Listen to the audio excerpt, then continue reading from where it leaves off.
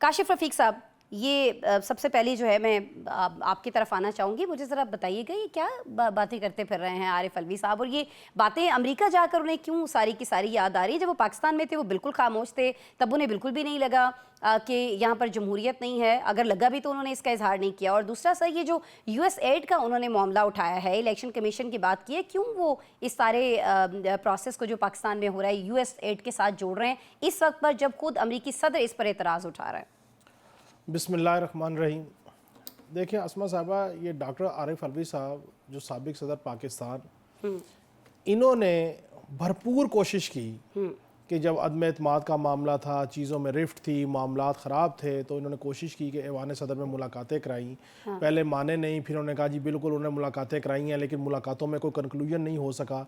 और वो मुलाकातें किससे हुई थी? बानी तहरीक इंसाफ की और जनरल बाजवा की मुलाकातें हुई, ताकि किसी की तरह कोई रास्ता निकल सके। मीडिएशन का काम इन्होंने किया। फिर उसके बाद इन्होंने बहुत सारी ऐसी कानून साजी थी जिसके ऊपर पार्टी कहती थी कि आप सिग्नेचर नहीं करेंगे, इन्होंने वो भी सिग्नेचर भी की, और बाद में इन्होंने माफ़ी भी मांगी कि जी वो मैं गलती से कर गया, या जो नहीं होना चाहिए था, और जिन लोगों को इससे वो हार्मनेस हुई है मैं उनसे माजरत खाऊं। आपने सिग्नेचर भी कर दिया, आपने हर चीज़ कर दी। अब मसला ये है कि बानी तहरीक इंसाफ को हर बंदा ये लॉयल्टी देने की कोशिश कर रहा है कि सर जो मैं आपके लिए कर सकता हूँ वो कोई दूसरा नहीं कर रहा। अच्छा, अब ये साबिक सदर साहब जो है उस वक्त तक तो 50-50 गेम खेलते रहे, फिर यकदम इनको ख्याल आया कि अब चूंकि ओहदा चला गया तो हमने बानी की तरफ जाना है, और वो पॉपुलर सेंटीमेंट है, हर चीज़ फिर शुरू हो गए। और अजीब मामला है कि जितने तहरीक इंसाफ के अकाबरीन हैं पाकिस्तान में होंगे तो या छुपे हुए होंगे, या दूसरे सूबे में होंगे, या खामोश होंगे, या मुज़ाकरात की बात करेंगे, मिल बैठ के मसले को हल करने की बात करेंगे, और जैसे बैरून मुल्क जाएंगे ऐसे ऐसे बयानात दागेंगे, खुदा जाने उनके पीछे इनका पर्सपेक्टिव क्या है। कोई उन्होंने पॉलिटिकल अजाइलम लेने होते हैं, क्या मामलात होते हैं, ये एक रोजे रोशन की तरह आया बात है। ये वैसे आपने बड़ी बात की है। और तीसरी बात, अब आप देखिए, नहीं देखिए इससे पहले पॉलिटिकल असाइलम की जो आपने नहीं, बात तो इससे पहले जो लोग नहीं, इससे पहले जो लोग प्रेसिडेंट रहे वो पाकिस्तान के, देखिए मैं ये नहीं कह रहा कि वो लेने गए हैं, लेकिन इनके बहुत सारे लोगों ने ली हुई है। अच्छा, वो मौजूद है बैरून मुल्क में, कोई यूके में है, कोई अमेरिका में है, और वहां पे वो अपने आप को उन्होंने इसलिए सस्टेन कराया हुआ है। उन्होंने जो काम मुझे बता दिया, सनाउल्लाह साहब कह रहे हैं कि इनको इस पर इनके खिलाफ कार्रवाई होनी चाहिए। देखिए मैं तो एक बात कह रहा हूं, इनके खिलाफ तो बेसिकली जो असेंबलियां डिसॉल्व की गई थी, जिसको सुप्रीम कोर्ट ने अंडू किया था, कासिम सूरी साहब ने एक दी थी, जो रूलिंग दी थी, वो आर्टिकल 6 बनता है, उसके ऊपर आर्टिकल 6 की कार्रवाई होनी चाहिए थी, नहीं की गई, ना किसी वजह से नहीं की गई, कि इनका कोई ना कोई मामला कहीं ना कहीं ये हुक थे। अब वहां जाके आप कह रहे हैं कि US एड ने पैसे दिए, इलेक्शन जो है वो धांधली ज़दा हुए, जमहूरियत वहां पे नहीं है।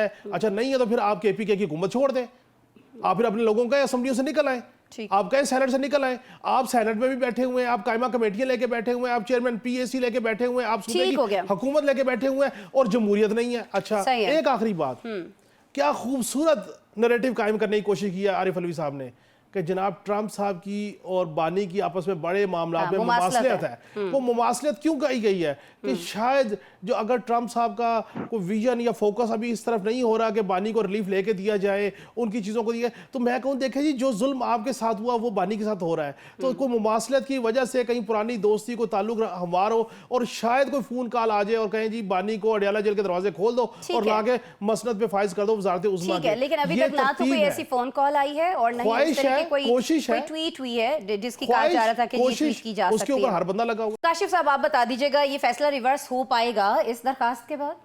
देखें ये तो आने वाला वक्त बताएगा, मुझे तो नहीं पता रिवर्स होगा या नहीं होगा, लेकिन बात यह है कि जो दरखास्त दायर की गई, मैं बस ये पूछूं, दरखास्त इतनी मजबूत है, उसमें जो मौके पर अपनाया गया उसमें कुछ ना कुछ प्रेडिक्ट कर सकते हैं ना सर? आईनी बात की गई है वो ये है कि आर्टिकल 184 184 की शिक 3 की खिलाफ वर्जी, और सदर के पास जो इख्तियार है आर्टिकल 200 की शिक 1, उसके तहत लामहदूद इख्तियारात नहीं है।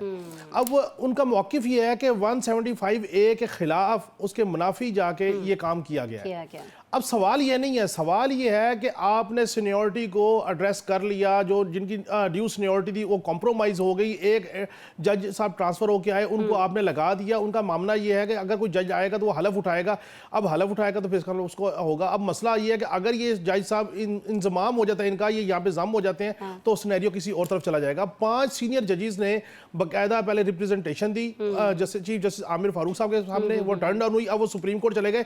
मुनीर मलिक साहब और बैरिस्टर सलाउद्दीन के तवज्जुह से। ठीक है। मामला ये है कि जब जजेस जो है उनकी आपस में हार्मनी नहीं होगी, उनके अपने मामले नहीं होंगे, जैसे सना कह रही थी, तो इन जजेस की जो फैसले हैं उनकी क्रेडिबिलिटी क्या होगी?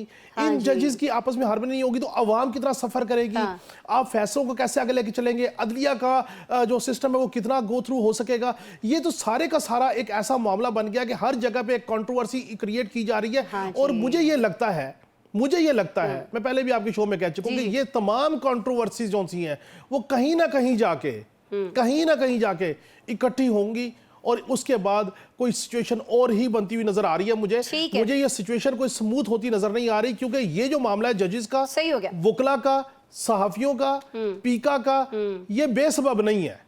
काशिफ साहब, मैं आपकी तरफ आना चाहूँगी। ये जो अभी एक दावा किया जा रहा है गवर्नर केपी की तरफ से, जो भी उनके पास कुछ ऐसा है, अगर मैजिक है तो वो क्यों नहीं शेयर कर लेते वज़ीर आला से? देखिए मुल्क तो सभी के है ना, ये जो मामला है इसे हम सभी लोगों के तहफ़्फ़ुज़ जुड़ा हुआ है, तो क्यों वो शेयर नहीं कर लेते वो चीज़ें, क्यों उनको गाइड नहीं कर देते सीएम साहब को?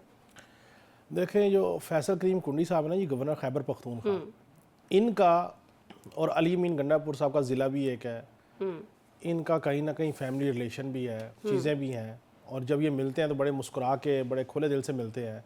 लेकिन फैसल करीम कुंडी साहब ने बेसिकली कुरम मसले के ऊपर हल की बात नहीं की, उन्होंने अपनी ख्वाहिश का इजहार किया है कि पहले मुझे वज़ीर आला बनाएं, फिर मैं आपको वो गिदड़ सिंगी बताऊंगा कि जिससे अमन हो सकता है। भाई आप एक सूबे के गवर्नर हैं, हाँ। आप लोगों को मरता हुआ देख रहे हैं, हाँ। अमन में लोग परेशान हाल हैं, कोरम के लोग आसूदा हाल नहीं हो पा रहे, आप इस सूबे के गवर्नर, इस मुल्क के बाशिंदे हैं, आप कहें जी मुझे कुछ नहीं चाहिए, हाँ। ये मेरे पास एक गिदड़ सिंगी है जिससे अमन कायम हो सकता है, ले मैं आपको दे रहा हूँ। चले जी अली अमीन गंडापुर साहब को ना दे, वज़ीर आज़म साहब को दे दें, भाई अस्करी इदारों के अकाबरीन को दे दें।